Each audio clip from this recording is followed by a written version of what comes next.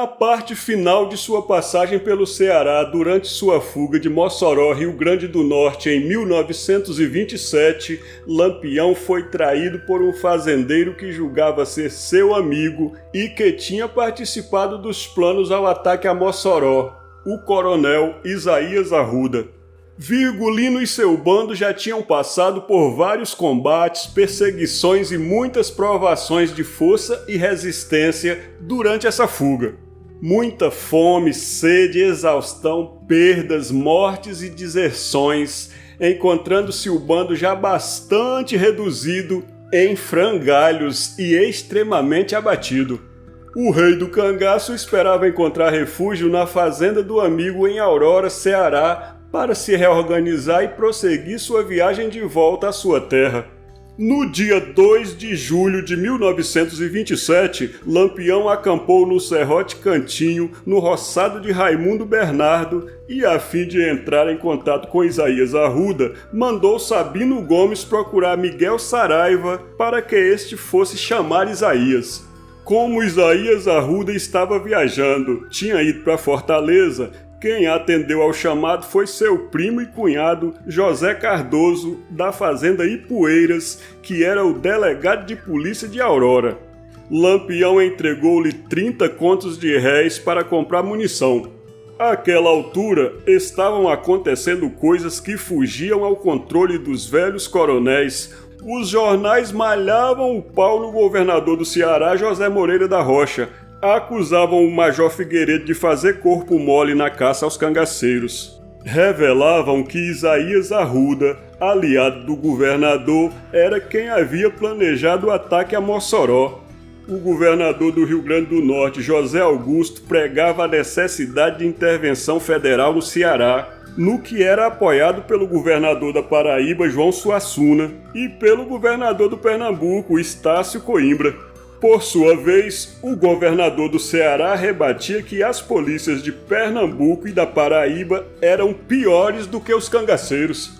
13 pessoas tinham sido surradas pela força paraibana e inúmeras senhoras foram insultadas e tiveram as vestes rasgadas, sendo ainda ameaçadas com rifles. O governador do Ceará convocara Isaías Arruda exigindo explicações. Isaías negou que tivesse participação no episódio de Mossoró e, como prova, prometeu dar fim a Lampião. No dia 4, assim que chegou da capital e soube que Lampião estava acoitado no Serrote Cantinho, Isaías Arruda fez questão de ir pessoalmente conversar com o velho amigo. Lampião estava preocupado com a mudança de atitude das autoridades cearenses. O coronel o tranquilizou. Tudo bobagem.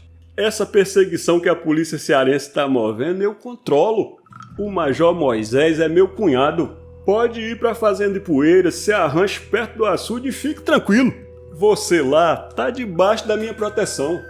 No dia 5, sorrateiramente, Isaías Arruda tomou o trem em Missão Velha e voltou para Fortaleza a fim de combinar com o chefe de polícia a execução do plano urdido para matar ou prender o famoso cangaceiro.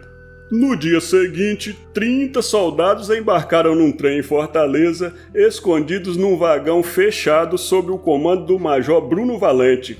Em sentido contrário, partiu de Missão Velha outro trem, levando igualmente em vagões fechados uns 80 jagunços arregimentados pelo coronel Arruda. Um dos chefes dos jagunços chamava-se Otávio Aires de Menezes. Já prevendo os louros da vitória, o governador do Ceará enviou com a tropa seu filho Jorge Moreira da Rocha, que se encarregaria de transportar o corpo de Lampião para a capital, devidamente cloroformizado. Na noite de 6 de julho, os dois trens encontraram-se na estação de Aurora. Juntos, soldados e jagunços compuseram uma força de mais de 100 homens. Ao alvorecer do dia 7, esse contingente seguiu a pé para a fazenda Ipueiras, a légua e meia de Aurora. Os cangaceiros estavam acoitados na fazenda Ipueiras, perto do açude. O comandante da tropa distribuiu os combatentes ao redor da área onde os bandidos estavam acampados. No dia 7 de julho de 1927, amanheceu como um dia comum.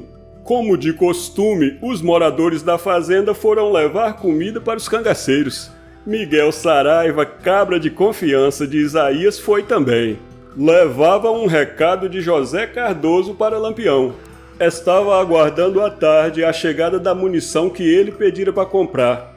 A munição tinha sido adquirida do sargento Barbosa da Polícia do Ceará, que para essa transação chegaria disfarçado de vaqueiro.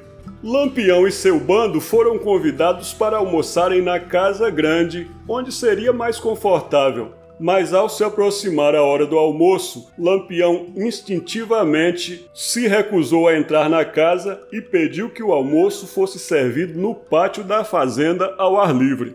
Os instintos, as preocupações e a sagacidade de Lampião lhes salvaram a vida, pois seu suposto amigo tinha tramado um plano cruel e covarde para sua morte.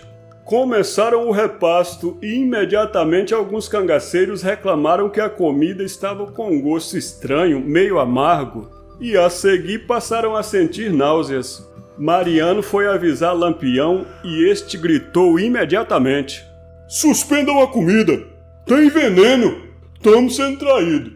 Neste instante, os soldados e os jagunços de Isaías começaram a atirar e tocaram fogo no mato ao redor do acampamento, para evitar a fuga dos cangaceiros.